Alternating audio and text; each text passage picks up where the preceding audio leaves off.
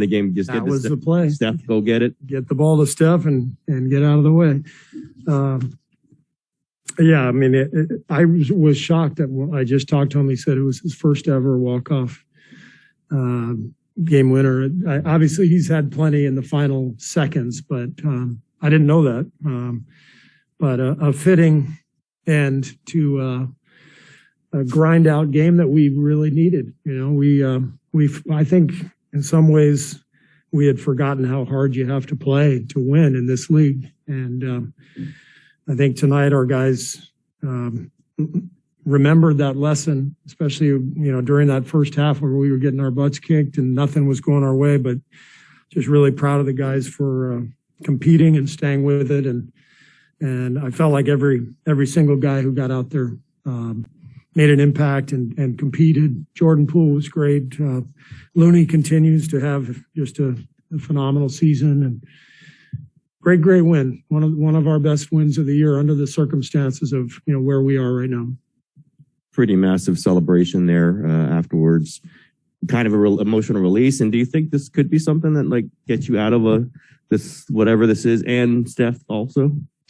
I'm not worried about Steph. You know, Steph is always going to make a huge impact on the team, and he's going to have some stretches where he's scorching, and then he'll have some cold stretches. That's all part of it. But I'm hoping, and I mentioned this to the guys after the game, that this is the first game where we remember how hard you have to play and actually start a streak where we establish that baseline of work and grit and fight and energy and enthusiasm, because it takes all that stuff, especially when you're facing adversity, like we are with the injuries and the schedule and everything else. So it was a good reminder, and hopefully this is the start of us getting back on track, but we'll see. Steve, Otto had a good sequence there with a big key rebound and a big three in those closing minutes. How much did that mean? And also, did Jordan get the wind knocked out of him on that play when the hand to the face there?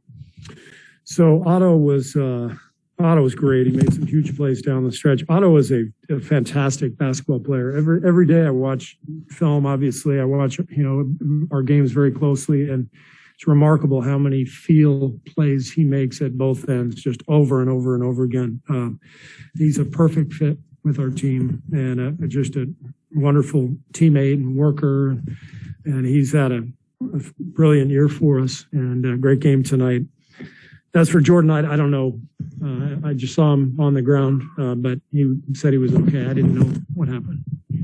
How would you sort of describe how Steph's game? I mean, he seems so out of sorts, I think 0 for 7 or 8. And then you look up and he's got 8 assists mid-third quarter, and then he starts making a few shots. I mean, how does that happen that it seems like he's playing so terribly, and yet he finds a way to kind of get back on track? Yeah, I mean, that's the deepest level of confidence that a player can have, turning an 0 for 10 or whatever he was to start the game into a night where he hits the game-winning shot at the buzzer. That's incredible confidence, but that's what Steph has. And he's used to this. He lives by the motto of, the next one's going in. He genuinely believes it, and he understands the power behind that thinking. And, he played 44 minutes last night with the overtime game. I told him at mid-fourth, I said, I think I got to get you out for a minute or two. And he said, no, I'm fine as long as this game doesn't go overtime.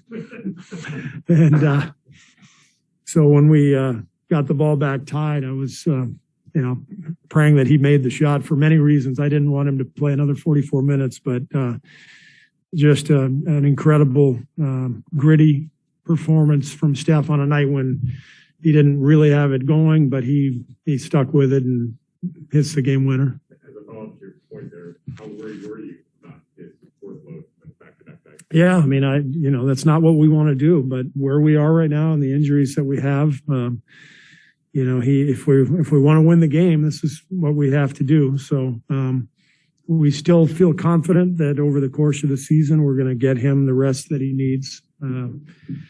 And whether it's, a few days off or, shorter minutes in certain games. But, we've talked about it a lot, and he feels good and Rick feels good about it. So I think we're fine. But, a lot of games right now, another game, in a day and a half. So we gotta just keep moving forward, but keep an eye on him too. Steve, I don't know if you saw it or not, but there was a pretty wild celebration after Steph shot, and it went on for a while. What do you make of it, this team being that, you've been chasing championship this year? That's what the mentality is. And now you're celebrating a regular season win in January. What does that mean to you? Yeah. What do you make of that? I make of that the fact that it's been a real struggle the last couple of weeks, and it hasn't been fun. It's no fun losing. We've just had some adversity, and we haven't handled it very well. We've just haven't brought the requisite energy and force that it takes to win when you're under siege. And that's why that was what tonight was about, was recognizing that, doing something about it, falling down early, playing terribly, but sticking with it. And so that celebration was as much relief as anything, but the celebration was warranted. We've been in a tough stretch. Yeah, Monty just asked about the celebration, but earlier, Steph had the kick to the chair. Do you kind of like seeing that side of him? And what do you kind of think was the biggest frustration at that point of the game for him? It's been building up. We have stunk it up the last couple of weeks, and he hasn't played his best. So he's one of the all-time great competitors. It's probably the most underrated aspect of Steph is his competitive fire. And, he's just frustrated with the way things have gone. You talked about how you hope that this game was a catalyst moving forward on the macro level, but for individually, for a guy like Jordan Poole, having a breakout game tonight after been struggling a little bit moving to the bench, do you hope that he can carry this over off the bench once Clay is back out there? Yeah. And, part of the message for Jordan is the same message that the whole team gets. Doesn't matter what your role is. You play your ass off every night. And it's hard to change, your role during the middle of the season, but who cares? Like, that's your job.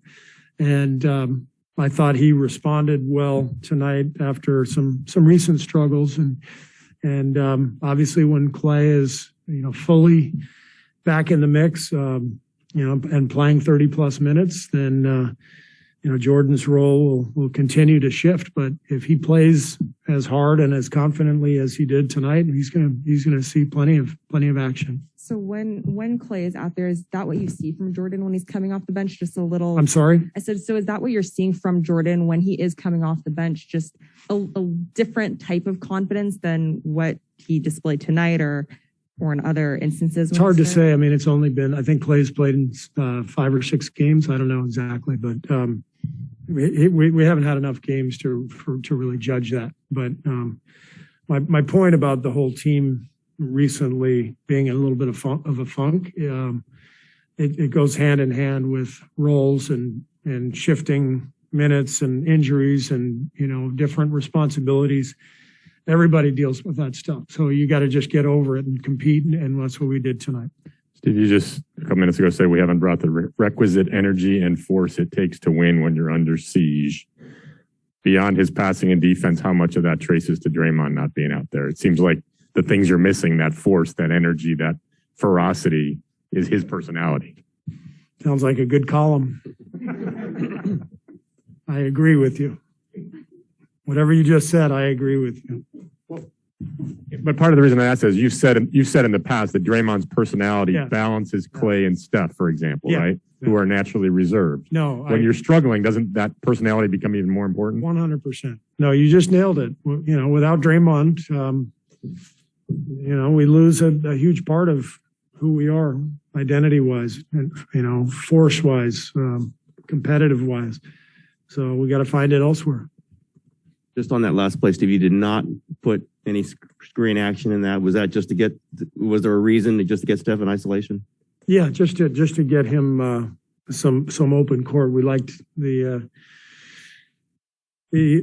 fact that he had open space. We didn't want to bring a screener in. They were a really athletic team, and they got athletes all over the floor, and so we wanted to give him space, and he found it and hit a beautiful shot. It was just an amazing moment. Hearing the buzzer when the ball's in mid-flight, knowing this is it, and then seeing it go in and hearing the crowd. And that was what a cool moment. Steve, you guys, I hate to be the downer here, but you gave up a pretty clean look there on that three late in the game there right before Steph hit his three. The defense broke down again, and there were a number of defensive breakdowns over the course of the game. And there also was a number of plays where they were out of position on rebounds, didn't block out, and were flat-footed, and guy come in and takes the rebound. How disturbing is it to watch that? I mean, you won the game, but how disturbing is it to see that happen when you guys are in when you're struggling so much right now? That's part of the struggles, all those plays. So we have to correct that, but there's always going to be mistakes. It's a game of mistakes. You want to limit them as much as you can. But the only way to play through that stuff and to get back to the point where you're executing well and limiting those mistakes is you got to claw your way out of the mud. And tonight we started clawing, so we got to keep going. Thanks.